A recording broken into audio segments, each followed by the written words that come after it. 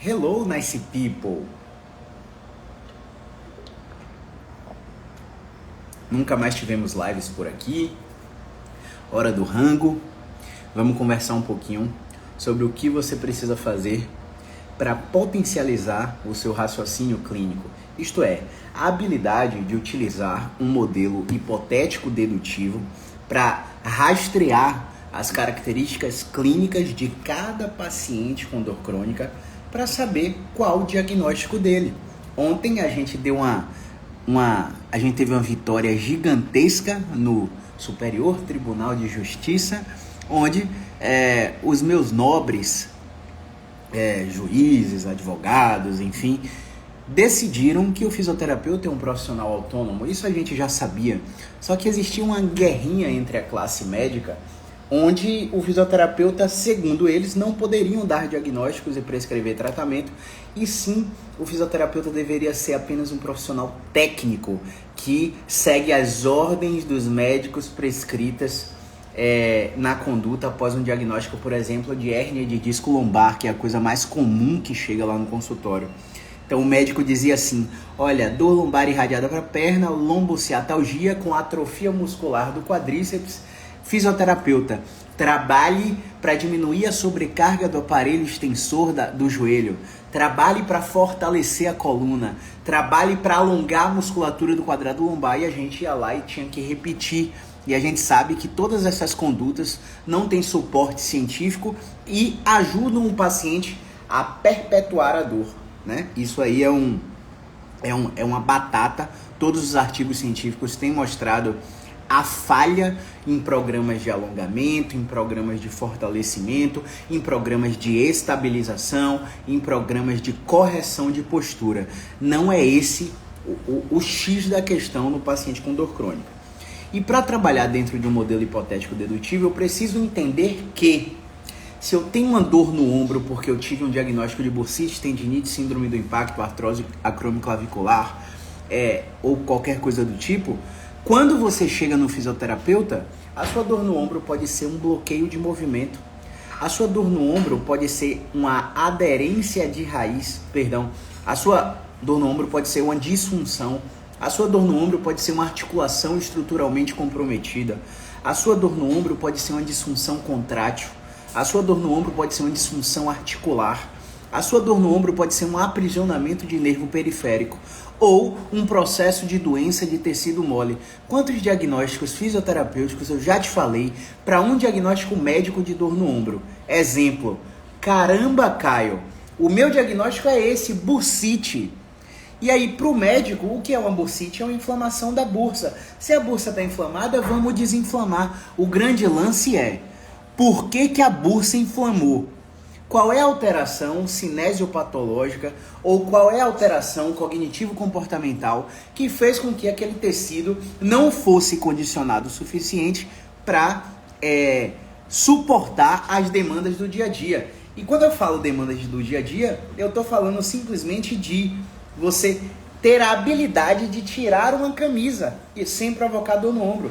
Ter a habilidade, você mulher, de cruzar, de fazer a rotação interna do ombro aqui para colocar o sutiã, por exemplo. Você ter a habilidade de ter manualidade para fazer sua refeição. Às vezes o paciente faz um simples gesto de supinação do antebraço com extensão do punho, flexão do ombro para levar o garfo à boca e sente dor no ombro. E aí precisa ser ajudado, o cuidador do idoso tem que dar comida na boca do idoso. E aí a gente pensa que ajuda, não, a gente está atrapalhando. O idoso está começando a não usar ainda mais a musculatura que teria que estar sendo condicionada para fazer uma habilidade simples como essa. Quando você analisa a habilidade simples, como a que eu te falei agora, você pode perceber que deve ser uma coisa muito fácil, deve ser uma besteira. Definitivamente não é. Se você acha que a simplicidade de um movimento, por exemplo, de flexão das falanges proximais, intermédias, como eu estou te mostrando aqui no meu dedo, é fácil, e a habilidade de você fazer uma corrida com mudança de direção, um gesto de drible no futebol, por exemplo, e achar que isso é complexo, para nós fisioterapeutas, Isso tem a mesma complexidade. Por exemplo, minha bisavó tem dor na mão, segundo ela, por causa de artrose. E aí, quando ela tenta fechar a mão, ela não consegue fechar a mão toda porque as articulações estão endurecidas, estão com rigidez. Então, às vezes, colocar um movimento, mesmo que doloroso, com pressão na amplitude final, faz com que ela recupere a habilidade de preensão. E para ela, a complexidade de preensão é para fazer isso aqui, ó, levar um copo à boca e beber água sozinha. Mas para você que é atleta, que está tentando fazer um drible melhor no futebol ou correr mais sem sentir dor, a complexidade para você é a mesma. Então a gente tem que dar importância a esses pequenos detalhes e não ficar preso a diagnósticos médicos e por aí vai. Quando você identifica que a dor no ombro exemplificada anteriormente é, por exemplo, um processo de doença de tecido mole, essa dor no ombro vai ser tratada de uma forma completamente diferente na fisioterapia. Agora, se essa dor no ombro for um bloqueio de movimento, às vezes a gente vai mexer na sua TM, na boca, para melhorar a sua dor no ombro. E aí você fica achando que é bruxaria. Não, não é bruxaria. O corpo humano, ele precisa de liberdade em todas as direções de movimento, em todas as articulações, acima e abaixo da articulação afetada, principalmente na dor crônica. Na dor crônica, onde você tem dor há mais de 3 meses, o lugar que dói já não é mais responsável pela dor. Você não tem uma doença reumática para você justificar uma inflamação prolongada por mais de 3 meses. Você não tem uma doença reumática, você não sofreu trauma que é do acidente e sua dor se perpetuou por mais de 3 meses. Isso quer dizer que a alteração é no processamento do sistema nervoso, na interpretação da dor. Seu sistema nervoso está em alerta no 220 por causa de diversas circunstâncias. E você, enquanto fisioterapeuta, tem que aprender a rastrear as yellow flags, as bandeiras amarelas, para identificar qual é a circunstância que está fazendo você perpetuar a dor. Qual é o medo, qual é o comportamento de evitação que você tem, qual foi o profissional da saúde que lhe enfiou na cabeça uma informação completamente nociva relacionada ao seu diagnóstico e você começou a se mexer com contrações exacerbadas. Você começou a se preparar para correr com contração abdominal porque disseram que isso ia te proteger. Você começou a ir tenso para o movimento e você começou a antecipar a experiência de dor. Aí eu gosto de dar um exemplo do estudo do Pavlov, salvo engano, um psicólogo russo, que ele fala de aprendizado associativo, ele fala de comportamento associativo, ele fala de memória do sistema nervoso na experiência de dor. Então, por exemplo, se eu estou aqui com o meu cachorro e quando dá 12h55 todos os dias, eu toco um sino e na sequência de tocar o sino eu dou um alimento para o meu cachorro, com o passar de 3 semanas até 3 meses, o meu cachorro ele vai começar a desencadear o comportamento de salivação somente com sino. Porque no sistema nervoso dele, ele aprendeu de forma associada que após o sino, ele vai receber um alimento. E por ter a experiência de receber um alimento, ele já saliva. Só que se depois de 3 meses eu paro de dar a carne e só toco o sino, ele ainda fica salivando mesmo sem receber o alimento por muito tempo. Porque a alteração é no processamento do sistema nervoso. Mesmo sem a refeição, ele continua salivando. Isso aí só vai melhorar quando ele entrar num outro fenômeno neurofisiológico chamado desamparo aprendido.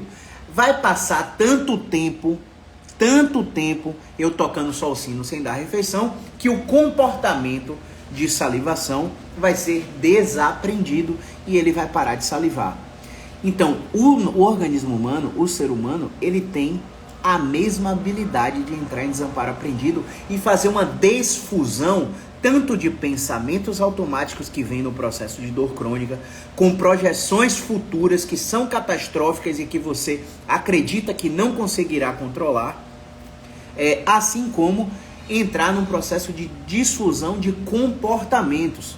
Um exemplo muito simples que eu dou a todos os meus pacientes é quando eu começo a colocar um protocolo de impacto sucessivo respeitando a contingência de tempo e dor dos pacientes. Lá para a 4ª, para a 5ª semana de tratamento no paciente com dor crônica, eu começo a fazer esse trabalho de controle de movimento com impacto progressivo. E quando ele vai para as atividades de impacto que a gente propõe, ele já vai com a testa franzida, ele já faz rangendo os dentes, ele já faz com o ombro na orelha, com a tensão exacerbada no trapézio ou com muita contração abdominal. E se ele já vai para os movimentos com todo esse comportamento, o cérebro dele entende o quê? Nossa, eu preciso me proteger, tem algo ameaçador ali. E eu antecipo a experiência de dor, porque dor é alarme que tem algo errado. E se eu sinto dor, eu já vou para o movimento, eu já faço o movimento de forma não controlada, não harmônica.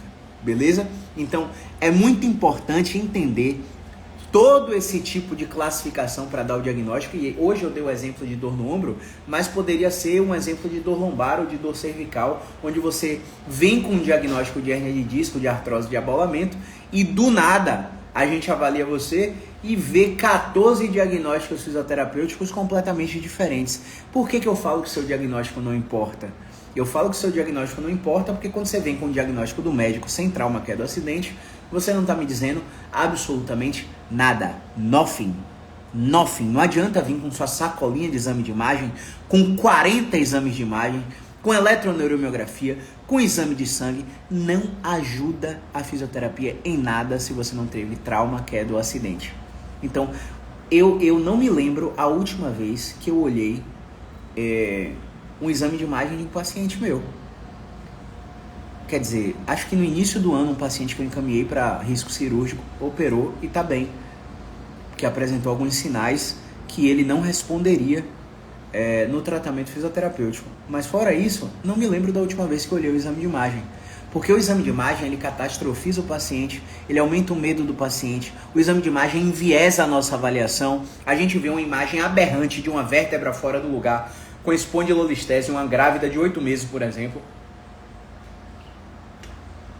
E aí, o fisioterapeuta que é despreparado, ele fica com medo de mexer porque viu aquilo no exame de imagem. Só que se ele não tivesse visto o exame de imagem e tivesse feito o exame físico neuromúsculo-esquelético, ele ia ver que com as características clínicas do exame físico, ele não teria o que se preocupar e ele ia trabalhar a exposição gradativa aos movimentos que o paciente sente dor, tem a experiência dolorosa prévia, para fazer com que o paciente melhore progressivamente. Então, dito tudo isso, no dia 25 de novembro, às 6 da manhã até as 23h59, eu vou abrir 10 vagas para o meu curso. A minha maior formação, a formação BiExpert. A formação BiExpert é um curso completo de fisioterapia musculoesquelética com ênfase no tratamento da dor crônica. Atualmente, o método BiExpert, ele tem, essa aqui é a aula inicial, a aula de boas-vindas. Atualmente, o método BiExpert, ele tem 112 aulas completas. Essas 112 aulas estão divididos em, deixa eu ver aqui, 23 módulos. Se você olhar aqui, ó, claro que vai estar ao contrário a imagem, né? Mas são 23 módulos e dentro de cada módulo tem uma sequência de aula. Por exemplo, eu pergunto para você que é fisioterapeuta. Hoje, você está seguro de fazer uma avaliação musculoesquelética, determinar o diagnóstico do seu paciente, falar com ele sobre seu prognóstico e vender para ele o plano de tratamento compatível com o diagnóstico dele? Se a sua resposta for sim, pode sair dessa live. Não tem nada para você aprender comigo. Se você pensar um pouquinho para responder, eu acho que você deve entrar no método BiExpert, porque lá dentro eu vou te mostrar na aula de avaliação musculoesquelética, que é essa aula aqui, eu vou abrir a minha ficha de avaliação e eu vou te mostrar como eu faço os pacientes saírem do consultório com a sensação de que eles nunca foram tão bem avaliados em sua vida. Quando você chegar lá nas mentorias, no módulo 22 de mentoria, você vai ter essa aula aqui, ó, de prognóstico e planos de tratamento. Essa aula foi ministrada exclusivamente para um aluno de Aracaju que fez a mentoria comigo. Essa aula tem 2 partes, uma de 39 minutos e uma de 43 minutos, onde você vai aprender o exato prognóstico, onde você vai aprender a exata forma em que eu vendo os planos de tratamento. Além disso, você vai ver lá nos módulos nos módulos das mentorias avançadas das sessões clínicas, que é o módulo 23, que é esse módulo aqui, você vai me ver atendendo pacientes complexos dos meus alunos. Você vai me ver hands-off, 100%, atendimento online, através de plataforma do Zoom, gerando resultados para pacientes que estavam estagnados nos atendimentos de meus alunos.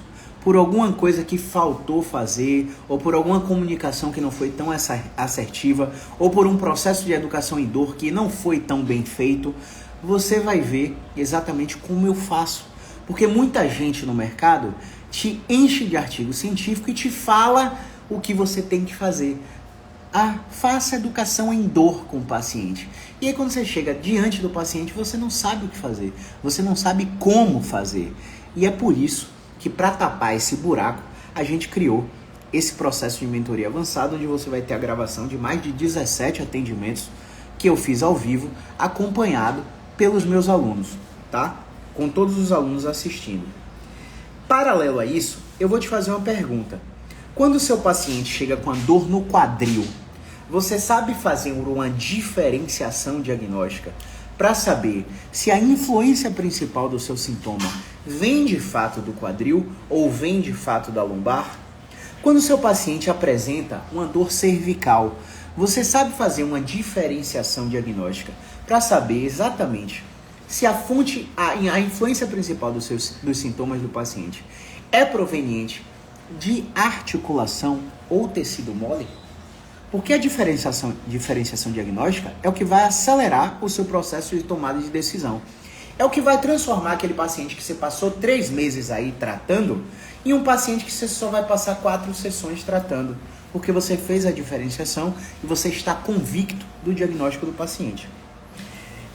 Você sabe fazer isso diferenciando entre cervical e coluna torácica, principalmente nos planos laterais, onde os torques rotacionais do pescoço e do tronco se confundem? Uma dor interescapular pode ter a necessidade explícita de que você faça uma diferenciação diagnóstica entre cervical e torácica. E muito profissional não sabe fazer isso, prolongando um tratamento, perdendo credibilidade, derrubando sua segurança diante do paciente e diminuindo a sua habilidade de comunicação para dar o prognóstico do paciente. E quando você gagueja, meu amigo, quando você está inseguro, o paciente na sua frente percebe. E por isso ele não fecha os planos de tratamento com você. Isso faz com que você derrube o seu fluxo de caixa e coloque o seu negócio em risco. Seja você um fisioterapeuta que atende 1 a 1 no consultório, ou seja você um fisioterapeuta que atende num consultório de RPG, atende num estúdio de pilates, podendo fazer personal pilates, atendendo 1 a 1, ou se você atende a domicílio, vai de casa em casa dos seus pacientes para atender. Tudo isso se aplica à sua necessidade. Eu vou te fazer mais uma pergunta. A gente tem um módulo 12, que é um módulo crucial, que é o módulo de radiculopatias. Esse módulo 12 aqui. Quando você entra aqui no módulo 12, você vai ver uma aula, onde eu tenho participação de alguns alunos, e você vai ver uma outra aula, onde eu faço um processo de simplificação do atendimento do paciente com síndrome radicular. Muitas formações, elas te ensinam que não há o que fazer com esses pacientes. E aí você vai ver lá na mentoria avançada eu atendendo uma paciente atleta de jiu-jitsu online com síndrome radicular, sem força no braço, sem mobilidade no pescoço, às vésperas de um grande campeonato de jiu-jitsu, e a gente faz uma intervenção tão ridícula do ponto de vista de simples, tá? Tão boba, né? Baseado em neurodinâmica clínica ativa, onde o paciente coordena os movimentos, o paciente se automobiliza, de uma forma tão diferente que quando você abre a tela e fica olhando para a cara dos alunos assistindo aquele negócio, você vê todo mundo arregalar o olho assim, fica impressionado, porque Dentro da graduação a gente aprendeu que todo esse processo é muito complexo, que tem um bocado de técnica, de posicionamento do terapeuta, de posicionamento do paciente, para que a técnica seja fluida e você acaba se prendendo a métodos, técnicas e conceitos e falhando no tratamento da dor desses pacientes. Então, essa aula de radiculopatia, para simplificar o processo, vai fazer com que você entenda que existe muito a se fazer nos pacientes com síndrome radicular. Não é simplesmente identificar a radiculopatia, mandar para o anestesista, tentar 3 bloqueios e operar.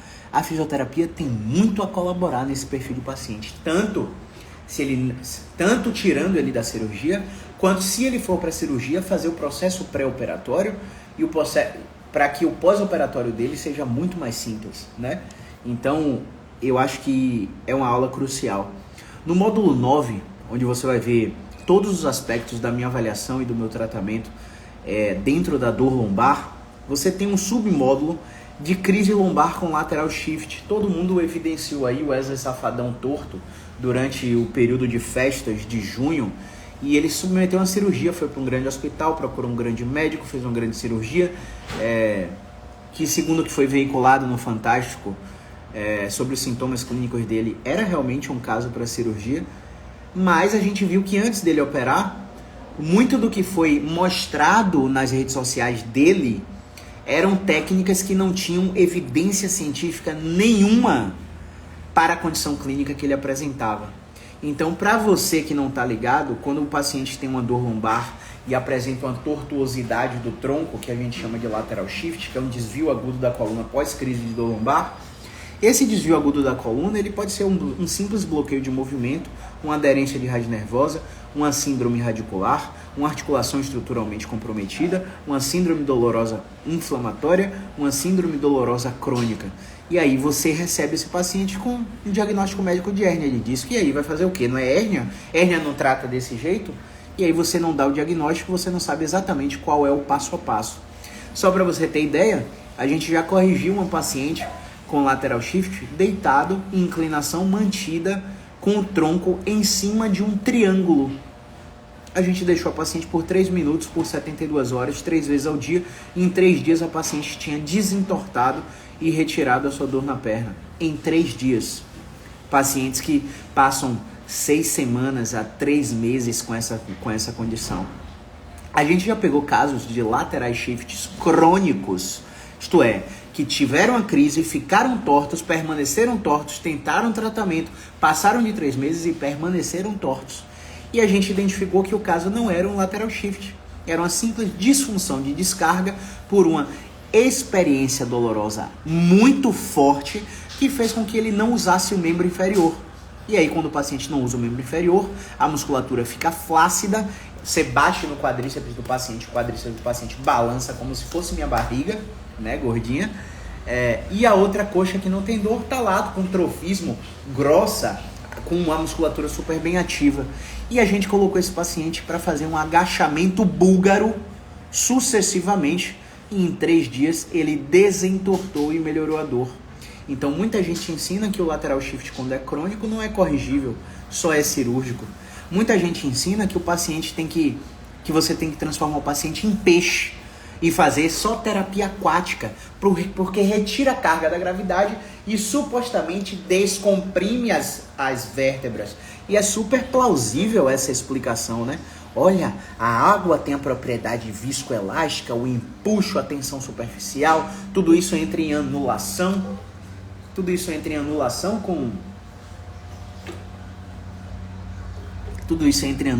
com a gravidade, e ao retirar a gravidade as vértebras são descomprimidas. Uau, como ele é inteligente! E quando a gente vai para o suporte científico, gol da Espanha. E quando a gente vai para o suporte científico, a gente vê que isso não acontece. Isso simplesmente não acontece. Ah, mas quando eu faço tração no meu paciente com lateral shift, com síndrome radicular, eu faço pompagem lombar, tracionando sacro L5, L4, tracionando cervical 6, 7, T1, meu paciente refere um alívio. O grande lance é, se o que você está fazendo dói durante ou melhora durante, o corpo do paciente não está nem aí para você. Porque o que você está fazendo do ponto de vista neurológico é esgaçando a raiz do nervo. E o nervo não está ali para ser tracionado ou alongado. O nervo, fisiologicamente, faz um movimento de excursão neural. E para respeitar a excursão neural desses pacientes, existe técnica, existe método, existem graus de oscilações. Se você nunca ouviu falar disso, eu recomendo que você procure a NDS, Neurodynamic Solutions, que é um processo pelo qual o Michael Shakelock, que simplesmente tem a patente, salvo engano, dessa metodologia, criou e disseminou pelo mundo em vários cursos itinerantes, ensinando que o nervo se mexe, mas ele não se mexe alongando. O nervo sai do seu pescoço, vai para as extremidades do seu braço, sai da sua lombar, vai para as extremidades da sua perna e faz movimentos oscilatórios e rítmicos para melhorar o fluxo do axoplasma e melhorar o controle do movimento, o controle da ativação muscular. Tudo isso é treinável e você precisa entender disso para tratar esse perfil de paciente. Aí a gente tem o módulo 3, que eu também considero crucial, que é o módulo de Educação e Neurociência da Dor, onde você vai ver o processo neurocientífico por trás da educação e você vai ver a neurofisiologia da terapia manual para quando o paciente não for um paciente que seja 100% hands-off, você saber como fazer o hands-on nesse paciente. Então, se você está aí saindo da faculdade, ou você saiu da faculdade recentemente, 3, 5 anos, eu queria ter saído com um curso desse no mercado disponível para eu comprar. Eu teria economizado, no mínimo, um carro de luxo nas minhas formações e especializações, que eu gastei, sem sombra de dúvidas, desnecessariamente, fazendo cursos que eram porcaria. Quando você faz um curso que tem base em evidência científica, os próximos cursos que você escolher vão ter um crivo tão grande para que você faça e uma transformação tão grande na sua prática clínica, porque agora você sabe selecionar um curso que de fato não é baseado em achismo do profissional que vos fala. Beleza? O módulo 2 é o módulo dos desafios de fisioterapia em alta performance, o que eu chamo de desafios Physio High Stakes, onde você vai modelar por 2 meses uma sequência de vídeos específica que eu coloquei dentro da plataforma para que você alavanque a sua mensagem na sua cidade ou fora dela através do atendimento online, para que você alcance cada vez mais pessoas e capte cada vez mais clientes, consequentemente aumente o faturamento do seu consultório. E quando eu falo de aumento de faturamento, eu tenho alunos que dobraram de faturamento, que triplicaram de faturamento, que quadruplicaram de faturamento após meu curso, usando o exato passo a passo e o processo de vendas que eu uso com os meus pacientes. Para quem não sabe, a gente não vende sessões isoladas. Quando a gente dá o diagnóstico, a gente sabe o prognóstico do problema do paciente, a gente só dá a opção para ele ou de buscar outro profissional ou de fechar o plano de tratamento, e a gente facilita as condições, vende por cartão de crédito, por Pix, enfim, por aí vai, para que o paciente se comprometa até o final do tratamento e não fique abortando ou faltando aleatoriamente. Para quem não sabe, o paciente que confirma na véspera a presença no meu atendimento e não comparece, tem a sessão descontada, porque a gente tem uma fila de espera, graças a Deus, que hoje é de 12 pessoas, e a gente pode, a qualquer momento, quando há uma falta no horário do atendimento online, como hoje, a gente pode simplesmente entrar em contato com o paciente da espera e colocar ele na espera. E quando o paciente falta, a gente não tem como ajudar outra pessoa. Não se trata só de dinheiro, se trata do espalhamento da nossa mensagem, do significado do nosso tratamento e da percepção de melhora que o paciente vai ter. Quando ele falta, ele começa a quebrar o protocolo. Então, todo esse processo burocrático tem que existir se você está enxergando a sua profissão como um negócio. Porque quando você chega, por exemplo, no mercado para comprar o leite dos seus filhos, você não fala com a recepcionista, com a caixa, que eu fui bonzinho com o meu paciente hoje, eu não descontei a sessão dele, eu dei desconto para ele, eu posso levar esse leite aqui por R$3, eu só tenho R$3. Você não sai com leite do mercado não, meu filho. Aprenda a dar valor ao seu tratamento. aprenda a dar valor ao que você faz. A fisioterapia é muito linda para ficar se submetendo a condições como eu fiz no início da minha formação. Atendia a pé, não tinha carro, atendia domicílio, indo de ônibus, saindo 6 horas da manhã de casa, voltando 10 horas da noite, em bairros super nobres, chegando encharcado de suor na casa do paciente, tendo que ir diretamente para o banheiro, com 2 calça jeans rasgadas, porque eu não tinha grana para comprar uma calça jeans sequer, só para você ter uma ideia, cobrando R$80 por atendimento a domicílio, um luxo absurdo, eu entregando por apenas R$80, e quando chegar no paciente, sem dinheiro para volta, achando que eu ia receber, o paciente simplesmente fala, olha, eu vou te pagar no cheque. E eu não ter como voltar para casa e ter que sair andando por mais de 12 quilômetros para chegar em casa a pé. E nesse dia eu deitei na cama com o travesseiro, botei o travesseiro na cabeça e chorei a noite toda e prometi para Deus que eu nunca mais ia me submeter a isso. E joguei o chapéu do outro lado do muro. Então, nesse momento, eu joguei fora todas as críticas de colegas, todas as críticas de outros profissionais. Eu joguei fora tudo que falavam de reiterismo sobre mim nas redes sociais, tudo que falaram na época do Orkut, na época do Facebook, na época de agora do Instagram, e coloquei meu chapéu do outro lado do muro. Eu queimei a ponte, eu não tenho mais a opção de olhar para trás e voltar. Eu só tenho o plano A. Eu não tenho uma mãe rica, um pai rico, que se eu quebrar meu consultório, eu simplesmente vou ter para onde voltar. Não, eu não vou ter para onde voltar. Então eu não tenho nenhuma opção, além de dar 200% da minha capacidade técnica para cada perfil de paciente. E o que é que eu quero te dizer com isso? Eu quero te dizer que eu não tenho plano B. Eu tenho que fazer o plano A funcionar. E quando você tem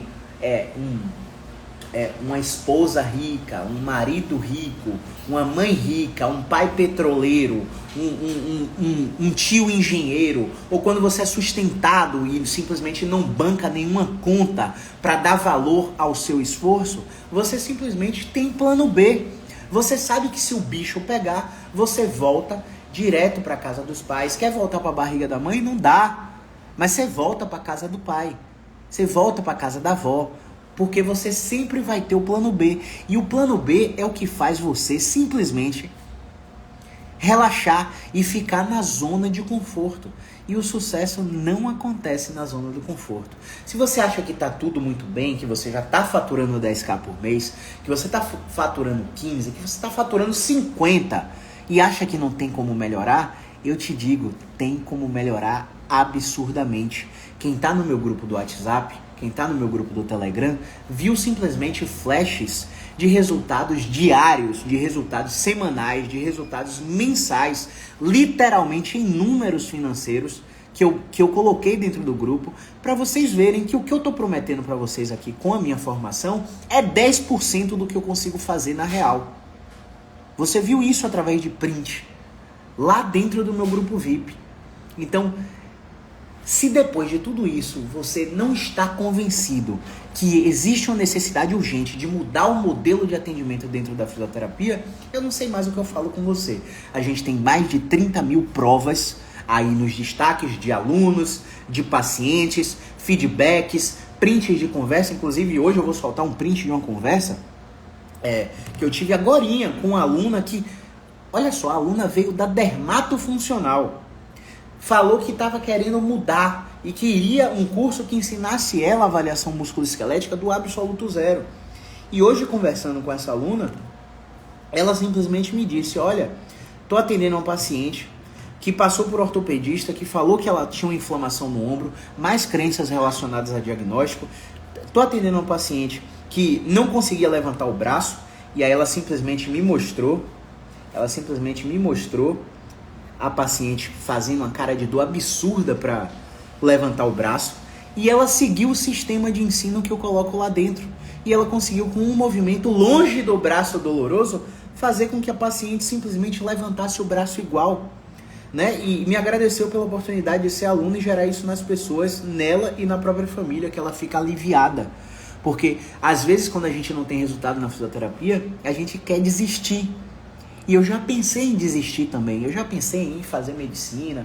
Para quem está no meu YouTube, Meu YouTube tem mais de 450 vídeos. Lá tem uma pós-graduação de fisioterapia musculoesquelética lá para você assistir. Vídeos de 1 hora. Tem mais de 70 episódios do podcast Physio Insight para você escutar no Spotify, no Apple Podcasts, no momento que você estiver treinando, caminhando, para você continuar aprendendo da forma que for melhor para você. Então, quando você chega lá no meu YouTube, você tem o vídeo 1, como o Caio César começou. Dentro do vídeo 1, eu te conto toda essa história. O lance da calça jeans, o lance de não ter, o paciente não me pagar e eu ter que voltar andando para casa, as coisas que a gente teve que passar. E para quem não sabe, lá em 2007, salvo engano, eu tentei medicina na Federal. Passei na primeira fase e perdi na segunda fase.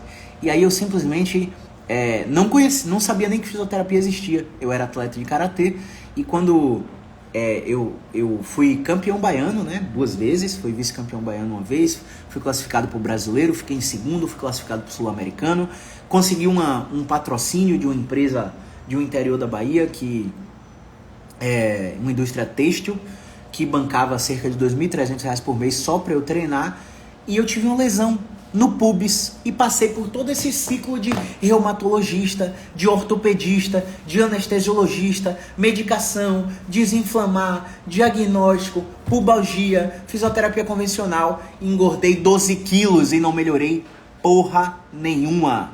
E aí conheci o processo da fisioterapia de verdade, onde hoje tem grandes profissionais, um deles professor da UNEB, um outro hoje é médico, ele fez fisioterapia ortopédica, depois é o Alex, o outro é o Marcelo, e a Lorena, que hoje é sócia de um grande estúdio de pilates aqui em Salvador.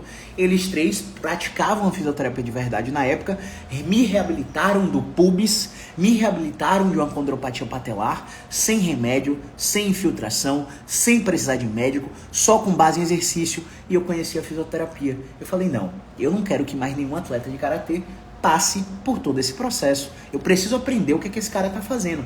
Depois fui atendido por Reinaldo. Reinaldo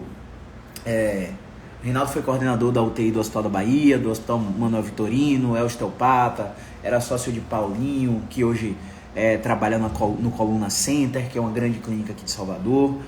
Eu fui atendido com ele com osteopatia, com terapia manual, e o cara fez 2 sessões comigo e eu melhorei muito.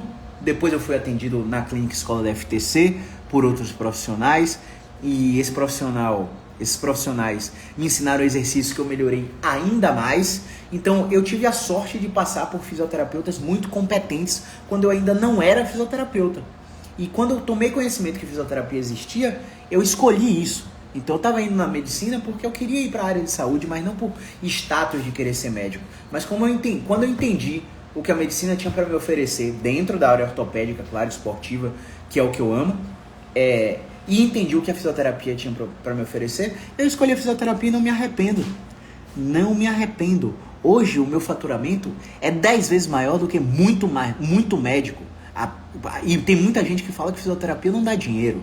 Então preciso que você se afaste dessas pessoas e ande com pessoas que realmente mostram para você resultado. Não mostram só de boca, mas mandam prints, te mostram o que está acontecendo em tempo real, para você não ficar em conversa bitolada de guru, beleza?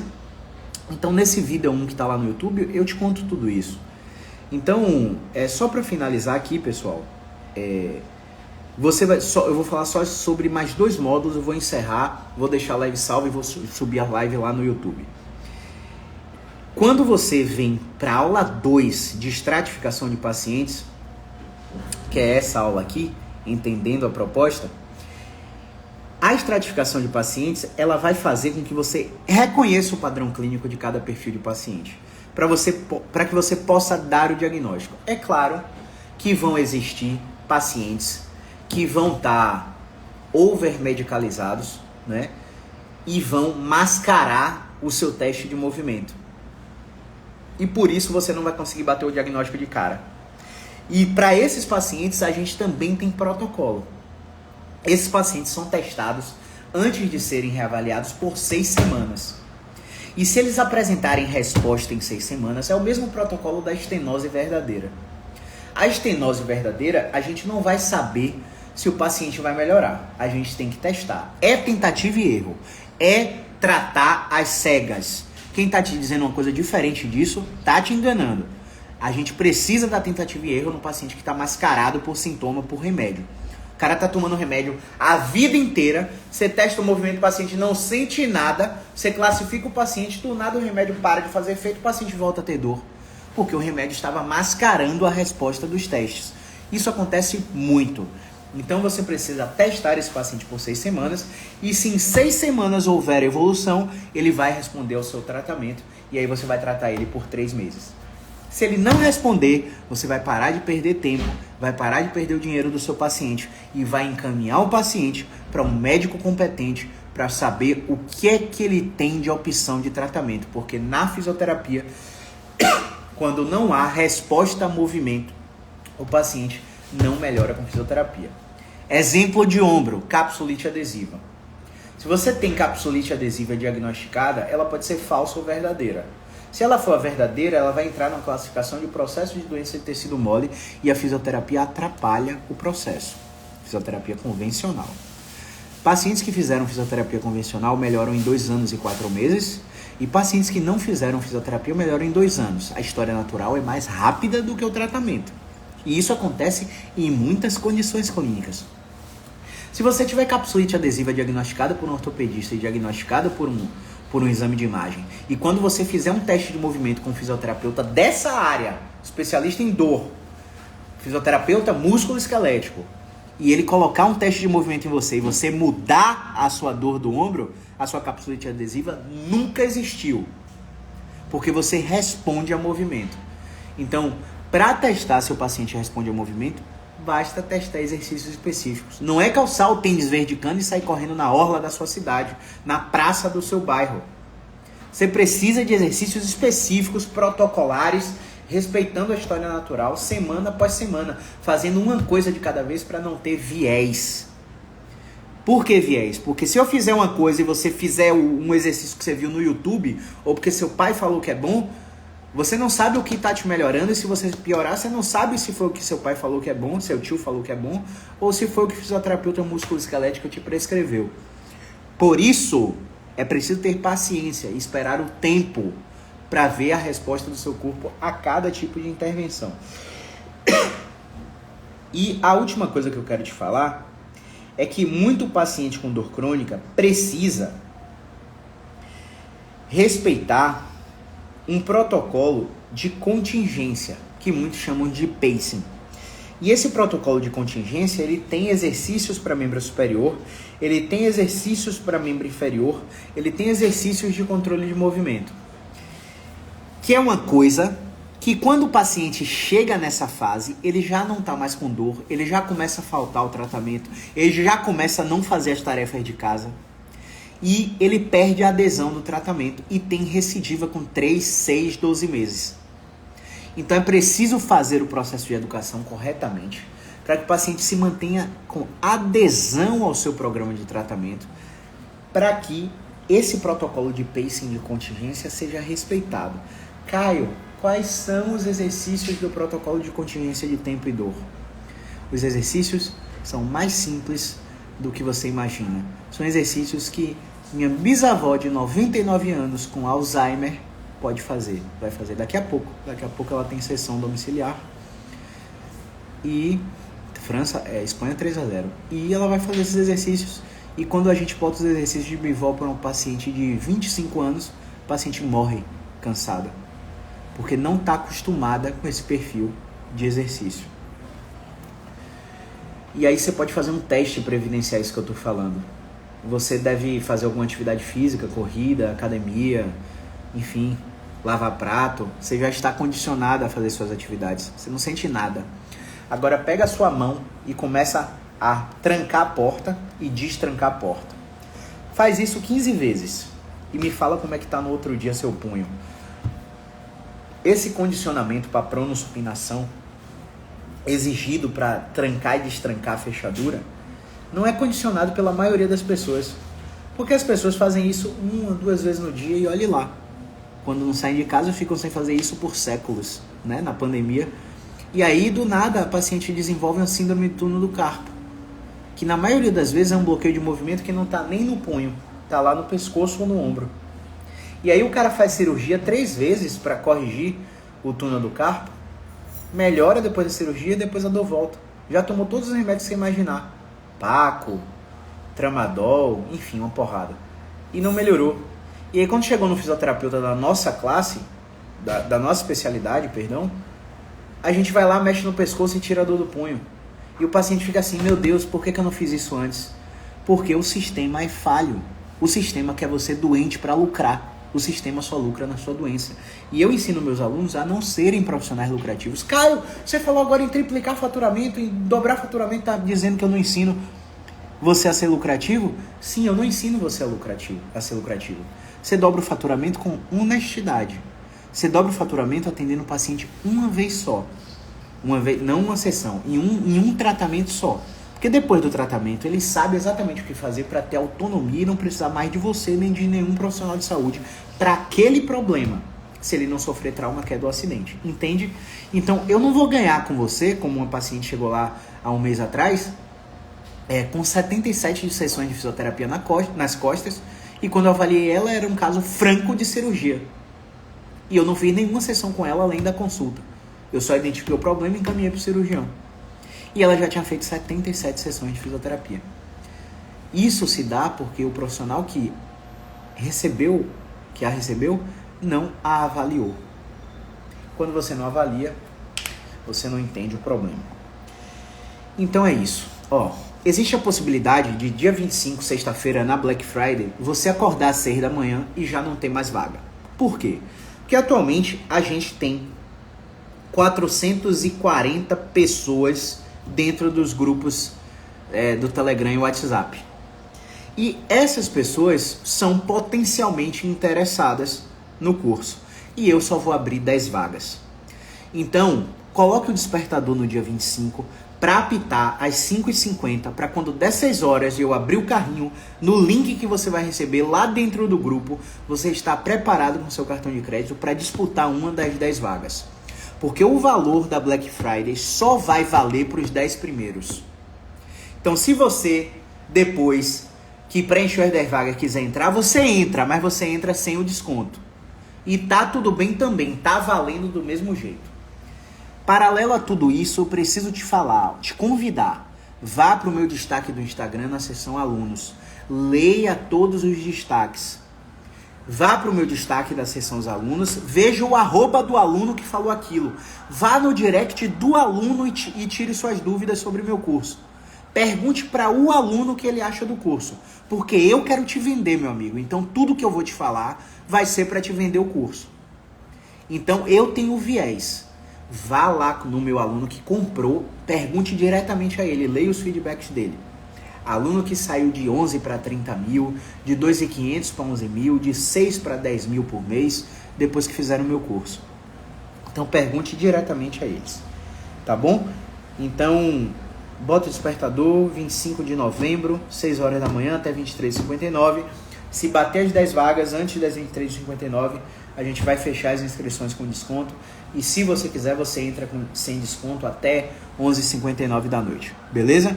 Então o recado tá dado. Se você ficou com alguma dúvida a respeito de todas as informações que eu passei aqui, você vai lá na caixinha dos meus stories e manda sua pergunta, que ao longo do dia de atendimento online a gente para responder, tá bom? Grande abraço, movimento é vida.